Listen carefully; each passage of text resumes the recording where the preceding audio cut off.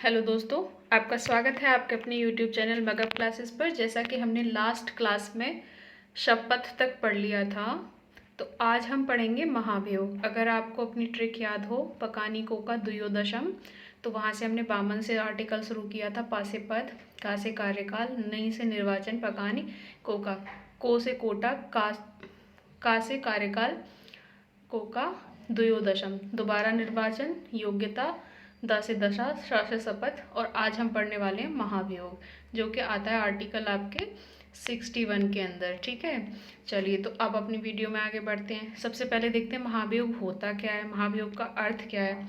तो महाभियोग का अर्थ होता है कि जैसे कि राष्ट्रपति का कार्यकाल अभी बचा हुआ है, लेकिन तब भी उसको उसके पद से हटाना या अपदस्थ करने को महाभियोग कहते हैं। ठीक है, अब ऐसा भी नहीं है कि आज किसी भी मंत्री का मन हुआ, वो कहेगा नहीं जी ये राष्ट्रपति अच्छा नहीं है, चलिए हटा देते हैं।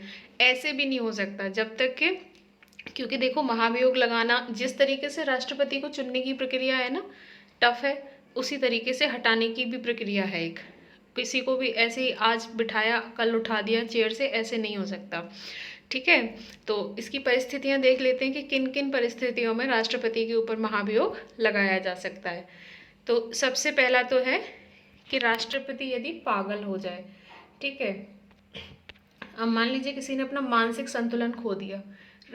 कोई नॉर्मल व्यक्ति भी मानसिक संतुलन खो देता है तो वो अपने काम को ठीक से करने की स्थिति में तो नहीं होता है, तो इसीलिए पागल हो जाने की स्थिति में भी राष्ट्रपति पे महाभियोग लगाया जा सकता है। दूसरा है संविधान का अतिक्रमण करने पे।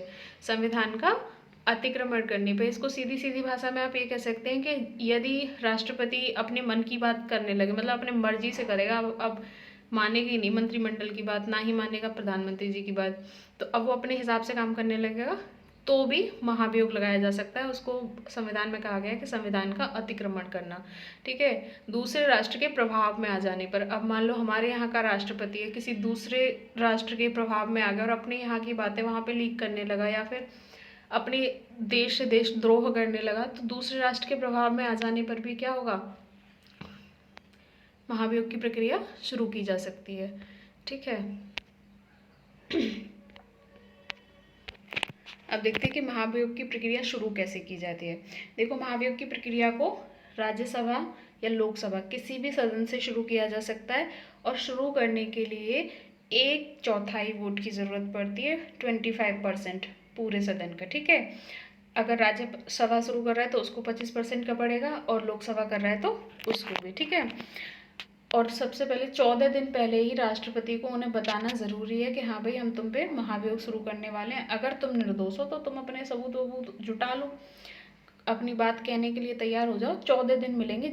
अगर राज्यसभा शुरू कर रहा है तो राज्यसभा सूचित करेगी राष्ट्रपति को, तो वो लोकसभा में अपनी गवाही पेश करेगा राष्ट्रपति। ठीक है, अगर लोकसभा शुरू कर रही है तो लोकसभा 14 दिन पहले इनको बता देगी कि हाँ भाई तुम पे महाभियोग शुरू करने जा रहे हैं हम, तो वो राज्यसभा में अपनी सफाई देगा। ठीक है, ये बात समझ में आ गई। चलिए आगे बढ़ते हैं। उसके बाद प्रारंभ करने के लिए 1/4 वोट की ज़रूरत थी। अब इसको पारित करने के लिए हमें कितने वोट की ज़रूरत पड़ेगी, 2/3 वोट। पूरे सदन का 66% पता होना, मतलब हमारे पास वोट रहना चाहिए, तब जाके हम महाभियोग की प्रक्रिया को पारित कर सकते हैं, मतलब पूर्ण कर सकते हैं। ठीक है, और महाभियोग को कहाँ से लिया गया है, अमेरिका के संविधान से लिया गया है।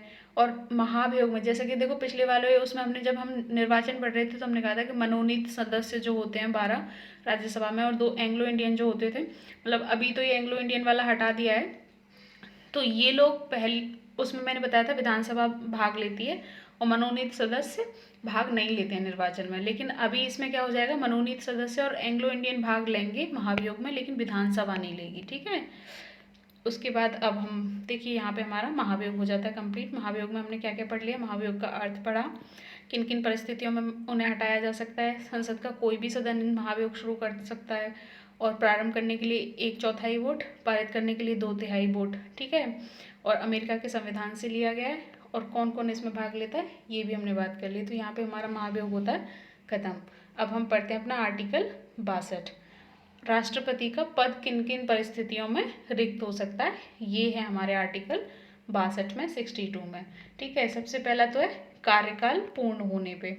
अब किसी का कार्यकाल खत्म हो गया तो ऑब्वियस सी बात है सीट खाली होगी उसकी। ठीक है, दूसरा है त्याग पत्र की स्थिति में।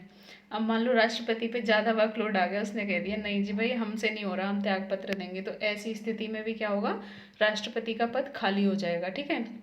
मृत्यु हो जाने पे, मृत्यु तो देखो एक ऐसा सच है, अगर कोई मर गया तो उसको वापस थोड़ी लाएंगे कि नहीं जी आपका काम रह गया वापस आ जाओ, पहले उसको ख़त्म करके जाओ। तो मृत्यु हो जाने पे भी खाली हो जाता है पद। ठीक है। उसके बाद है महाभियोग। महाभियोग लगा दिया, हटा दिया गया तो पद खाली। दूसरा 5वां है बेटा निर्वाचन अवैध होने पे। अब मान लीजिए किसी भी तरीके से राष्ट्रपति के निर्वाचन में कोई दिक्कत आई, किसी भी उसमें वोटिंग में कोई प्रॉब्लम हुई, या फिर जिनको वोट नहीं करना था उनमें से किसी ने कर दिया, कोई भी तरीके से अवैध पाया जाता है अगर निर्वाचन, तो भी क्या होगा, राष्ट्रपति का पद रिक्त माना जाएगा। ठीक है। अब केवल एक स्थिति ऐसी है जिसमें इसमें तो देखो चुनाव होगा ही होगा, राष्ट्रपति का कार्यकाल पूर्ण हो गया तो नया राष्ट्रपति आएगा, चुनाव होगा। 4 स्थितियां ऐसी हैं जिनमें पद खाली हो जाने पे हम उपराष्ट्रपति को कार्यकारी राष्ट्रपति की तरह बिठा देते हैं। ठीक है। त्यागपत्र की स्थिति में, मृत्यु की में, महाभियोग की में और निर्वाचन अवैध होने की स्थिति में। लेकिन 6 महीने के अंदर, 6 महीने के अंदर हमें किसी भी हालत में चुनाव करवाना ज़रूरी हो जाता है। ठीक है। ये हो गया हमारा अनुच्छेद 62। तो आज की वीडियो में केवल इतना ही, और अगर आपने पहली वीडियोस नहीं देखी हैं, इसके पहले पार्ट्स नहीं देखे हैं, तो आप उनको भी देख लें, आपको ये वीडियो और अच्छे से समझ में आएगी। और अपनी तैयारी को जारी रखें और हमारे चैनल को ज़्यादा से ज़्यादा शेयर करें, लाइक करें, कमेंट्स करें। Thank you so much.